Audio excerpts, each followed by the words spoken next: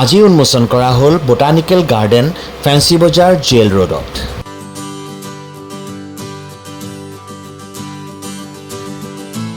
Welcome to Chaitanya blogs और एतिया मैं उपस्थित आसो बोटानिकल गार्डेनर मेन गेटत और यार आज ग्रैंड इनग्रेशन करा होइसे और এই পাৰ্কখনত ইয়াত উপস্থিত হৈছে আমাৰ সকলোৰে মৰমৰ অসমৰ মুখ্যমন্ত্ৰী ডক্টৰ হেমন্ত বিশ্ব শৰ্মা ডাঙৰীয়া আৰু এতিয়া মই আপোনালোকক ভিতৰলৈ লৈ গৈ আছো। আহক দেখো আপোনালোকক পাৰ্কখন।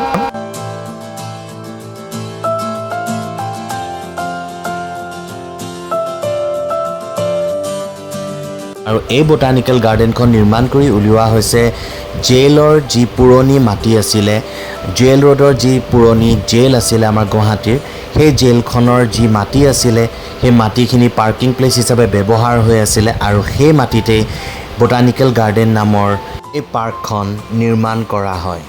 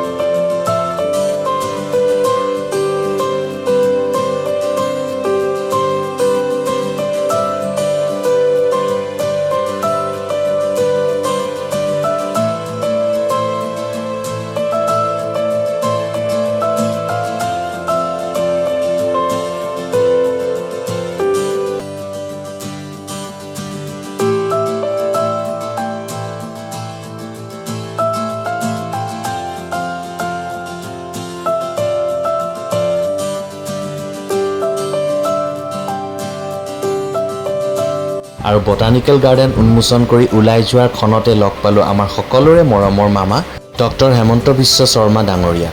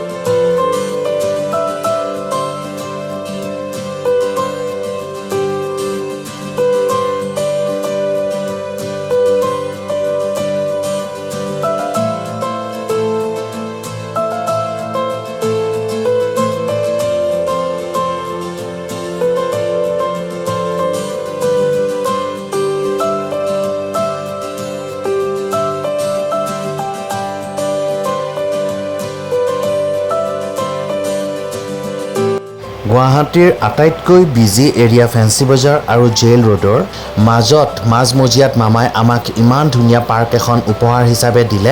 আমাৰ সকলোৰে মৰমৰ অসমৰ মুখ্যমন্ত্ৰী ডক্টৰ হেমন্ত বিশ্ব শৰ্মা ডাঙৰীয়ালৈ অশেষ ধন্যবাদ। আৰু আপোনালোকে চাই থাকিব চৈতন্য ব্লগছ আৰু এই পাৰ্কখনলৈ আহিবলৈ নাপাহৰিব। আহিব, খুবেই ভাল পাব। আৰু মোৰ চেনেলটো ছাবস্ক্ৰাইব কৰিবলৈ নাপাহৰিব আৰু লগত থকা বেল আইকনটো প্ৰেছ কৰি দিব। তো আজিৰ কাৰণে লৈছোঁ বিদায়।